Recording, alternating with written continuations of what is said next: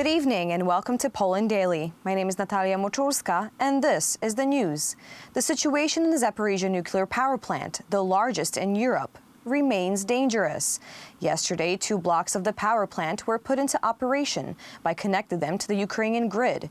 Meanwhile, Russia is directing heavy military equipment towards the Crimean Peninsula.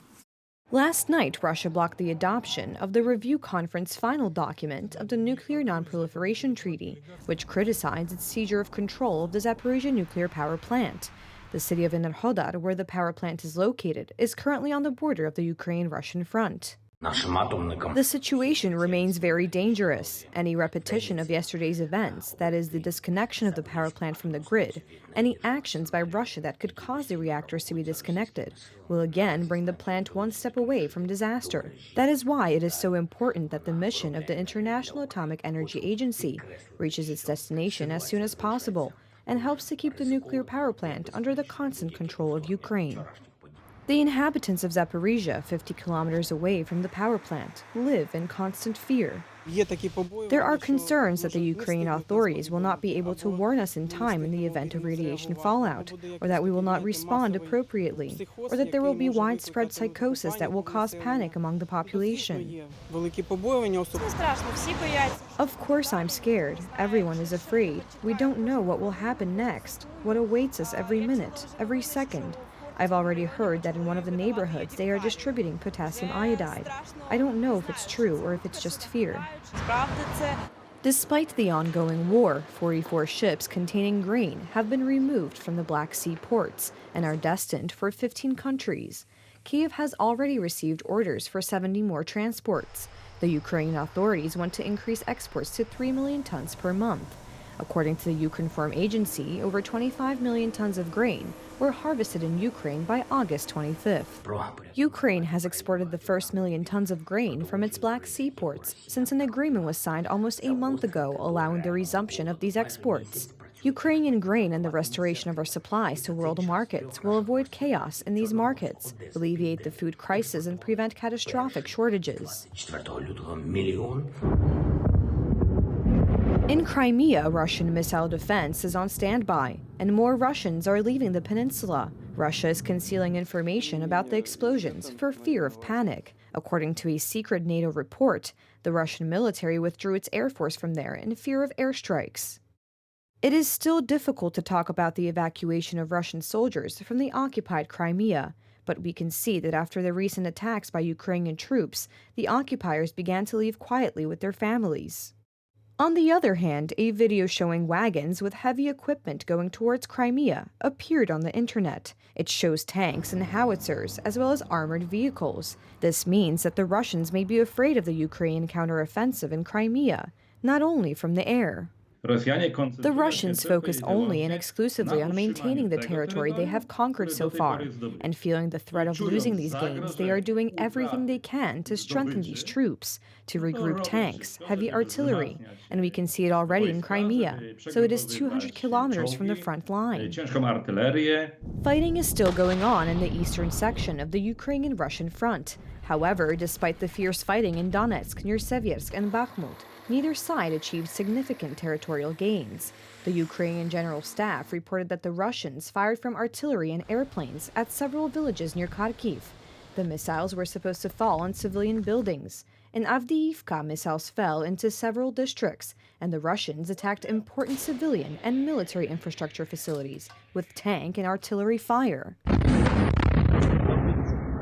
The Ukrainian army fired on the Antonovsky Bridge yesterday. It is an important facility from the point of view of military logistics. It is a crossing of the Dnieper River, located east of occupied Kherson. One of the spans of the bridge collapsed. In turn, Ukrainian intelligence reports that the Russians on a mission in Kazakhstan do not want to leave the contingent for fear of being sent to the Ukrainian front. About 1,000 soldiers are stationed there. Very low morale also contributes to the low effectiveness of Russian troops. This problem began at the beginning of the war, and the Russians have been grappling with this problem until now. The joint Russian-Belarusian maneuvers should end today. A few days ago, Ukrainian forces announced that Russia is transferring part of its air defense to the Belarusian-Ukrainian border. Alexander Lukashenko is threatening the West to use specially converted planes to carry nuclear warheads should Minsk feel threatened. Putin and I once spoke in St. Petersburg about the possibility of modifying Belarusian Su-planes so that they can carry nuclear weapons. What do you think we're talking about? Everything is ready. They have to understand that no helicopters or planes will save them if they escalate the situation. The answer will be immediate. 23 out of 30 NATO countries have already ratified documents in parliaments regarding the accession of Sweden and Finland to the North Atlantic Alliance, and the entire procedure was shortened from 1 year to several months. The shortest path to North America for Russian missiles and bombers would be over the North Pole. This makes NORAD's role vital for North America and therefore also for NATO. Russia has set up a new Arctic command. As the border guard reported, from the beginning of the war, almost 6 million people entered Poland from Ukraine, and almost 4 million left Poland for Ukraine. Deputy Prime Minister and head of the Ministry of Defense, Mariusz Błaszczak, has approved executive contracts for the purchase of tanks and self-propelled howitzers from South Korea. The first vehicles will reach the Polish army later this year. 3 months ago, when I was visiting Seoul, we started the negotiations. 2 months ago, the presidents of our countries spoke about our cooperation when they met in Madrid during the NATO summit.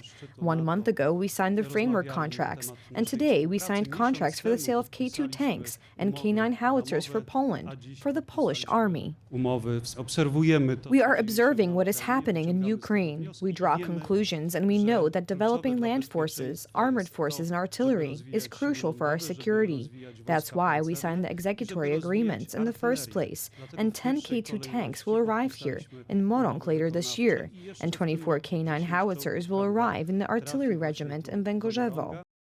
After Warsaw agreed to ramp up arms imports amid tensions with Russia, 2 South Korean companies have agreed to a $5.76 billion deal with Poland to export tanks and howitzers. The contracts signed in Poland yesterday are part of South Korea's biggest ever arms deal. Hyundai Rotem Company will ship K2 Black Panther tanks, and Hanwha Defense, the defense unit of Hanwha Corporation, will send K9 self-propelled howitzers to Poland, according to the Defense Acquisition Program Administration, DAPA. Poland agreed to buy 180 K2 tanks, an unspecified number of howitzers, and 48 Fa-50 fighter jets under the deal.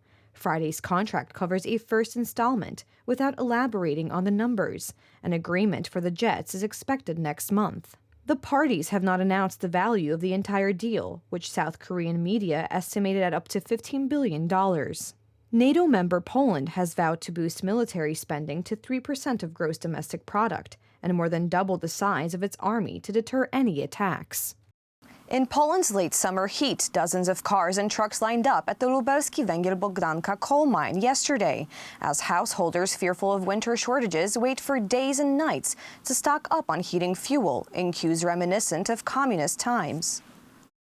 Artur, a 57-year-old retiree, drove up from Świdnik, some 30 kilometers or 18 miles from the mine in eastern Poland on Tuesday, hoping to buy several tons of coal for himself and his family.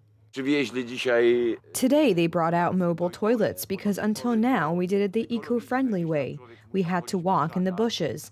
As of now, there is still no running water to clean your hands.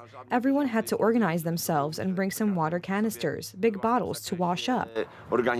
Artur's household is one of the 3.8 million in Poland that rely on coal for heating, and now face shortages and price hikes after Poland and the European Union imposed an embargo on Russian coal, following Moscow's invasion of Ukraine in February. Artur, who did not want to give his full name, said he had collected paperwork from his extended family in the hope of picking up all their fuel allocations at once.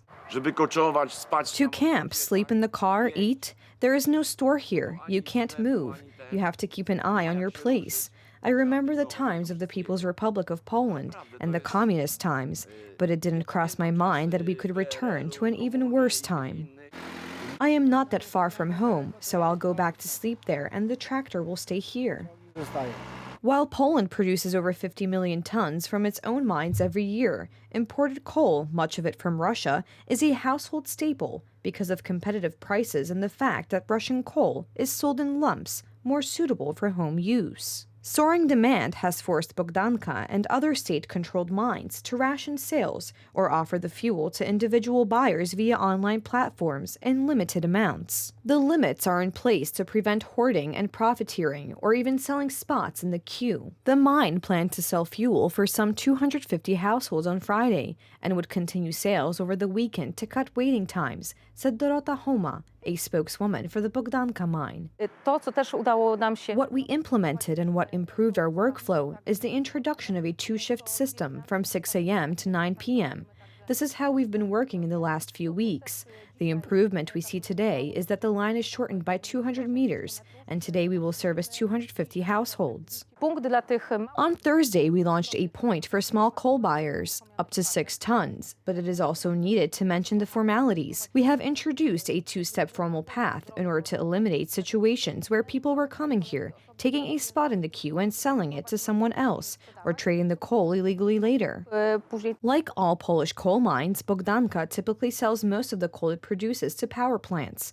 Last year, it sold less than 1% of its output to individual clients, so it lacks the logistics to sell fuel directly to retail buyers. In recent years, Poland has been the most vocal critic of EU climate policy and a strong defender of coal that generates as much as 80% of its electricity.